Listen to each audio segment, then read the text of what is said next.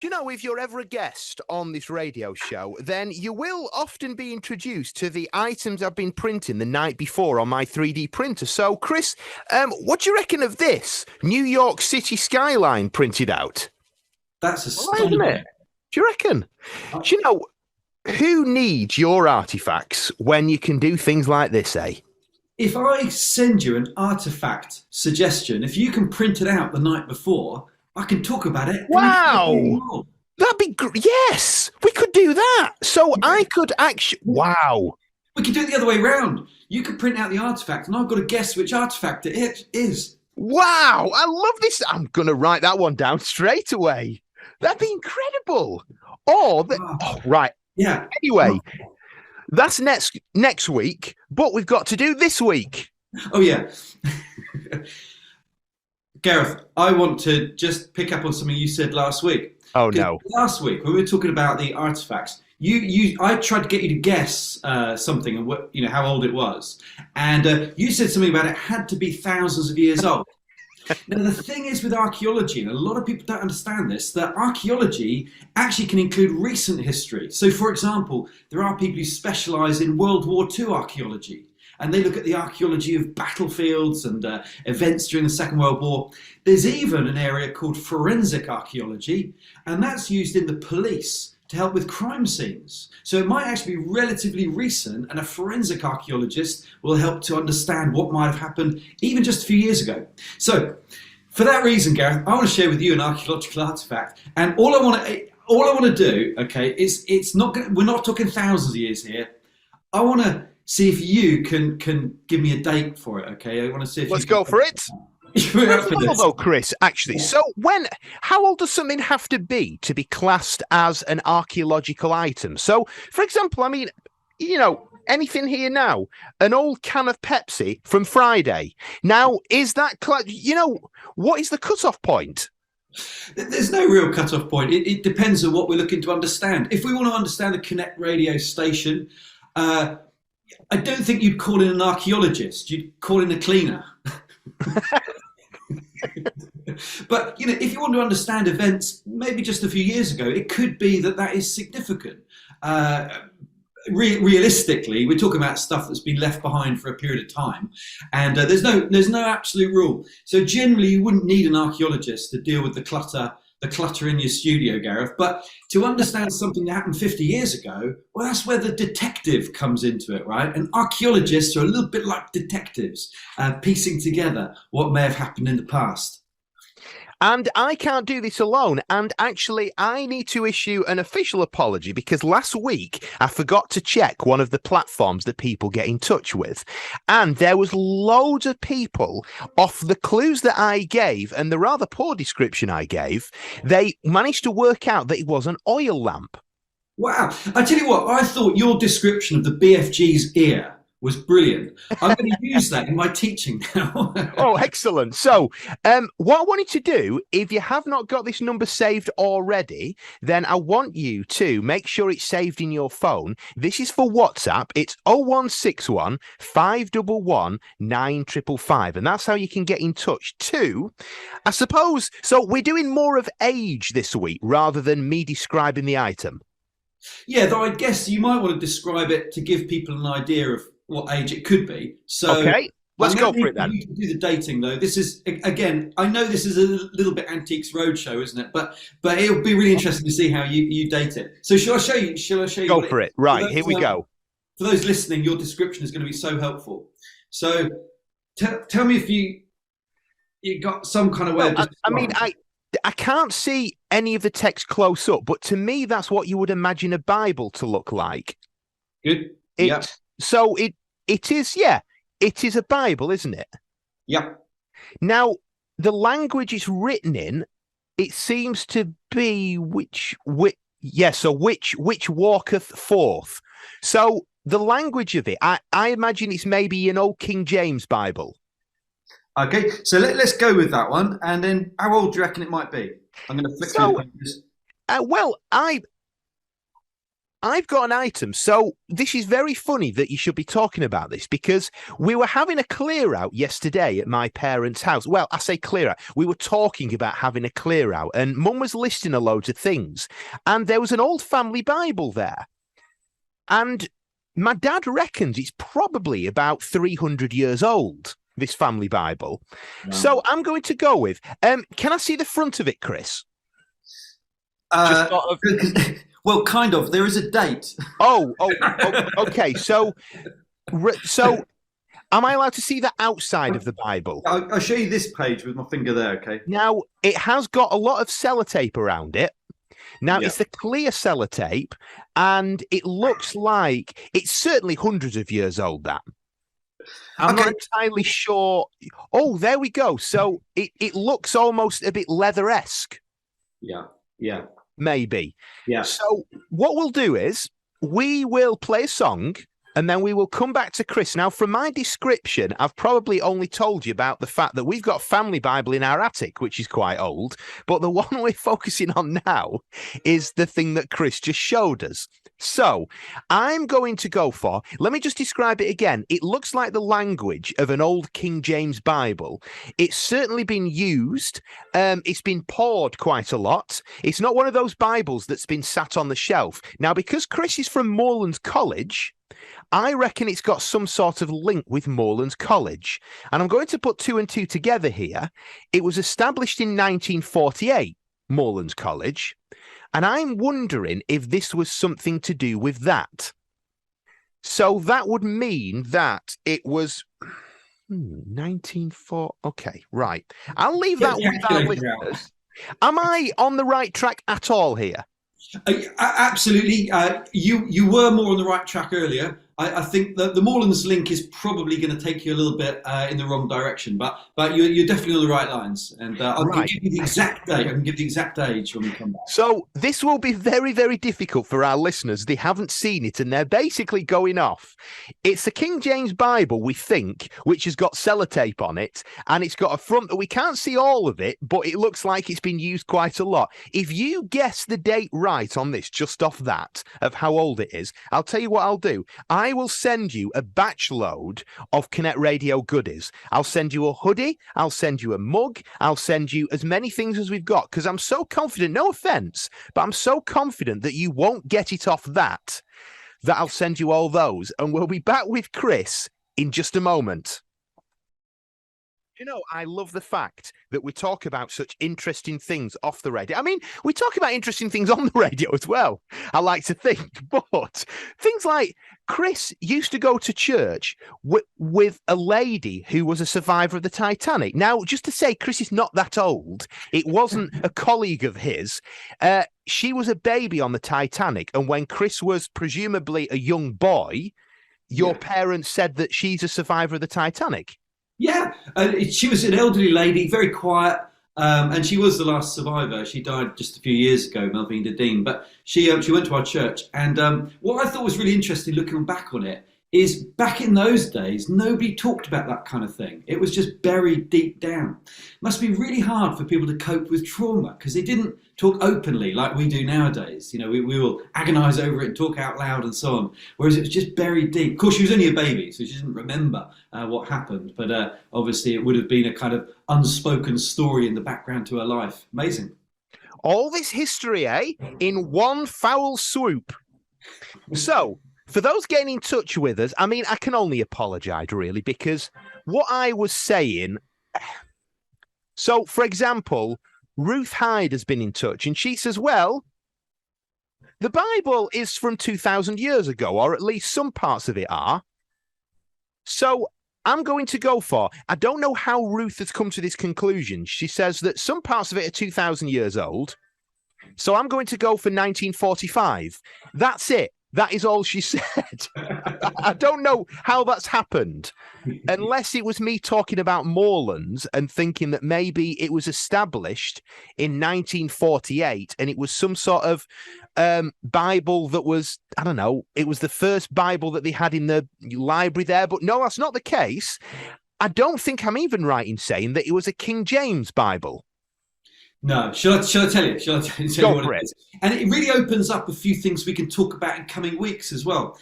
This Bible you're looking at is 413 years old. Wow. And now, being 413 years old, it actually makes it a year older than the King James Version. So this is 1610, and the King James Version wouldn't come out for another year. So this is called the Geneva Bible, and it's older than the King James. And it's actually quite a nice edition, this one. It's survived quite well. 413 years of people thumbing through it and reading from it, and it still survives to this day.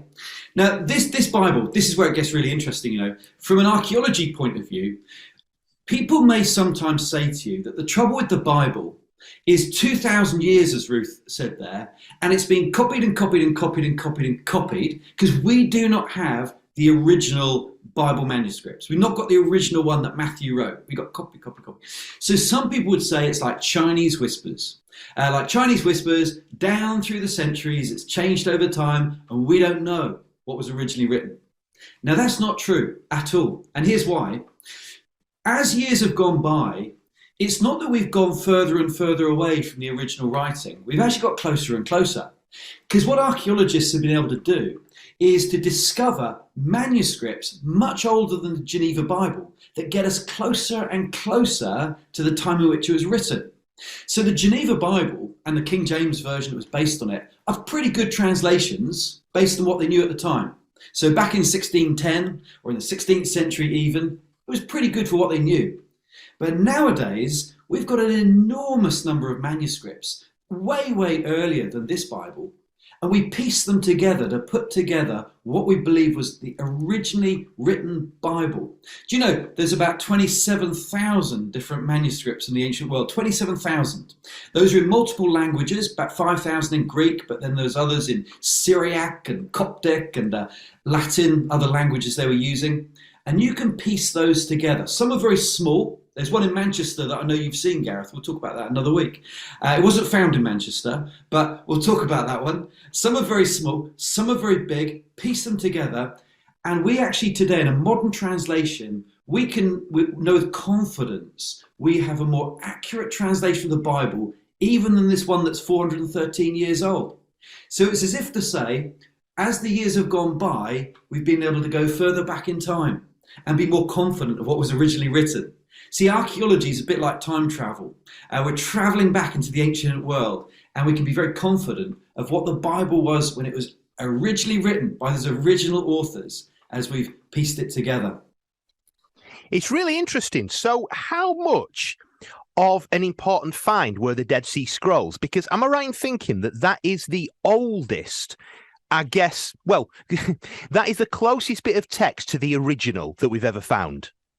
Yeah, for the Old Testament, that's right. So for the Old Testament books, let's take one for an example, the book of Isaiah, okay? So the book of Isaiah, until the Dead Sea Scrolls were found, the earliest actual copy in Hebrew of the book of Isaiah was 1,000 years old. It's called part of the Masoretic text, technical term. 1,000 years old. So we could say with confidence what we knew Isaiah was like 1,000 years ago. And of course, Isaiah was written well before that.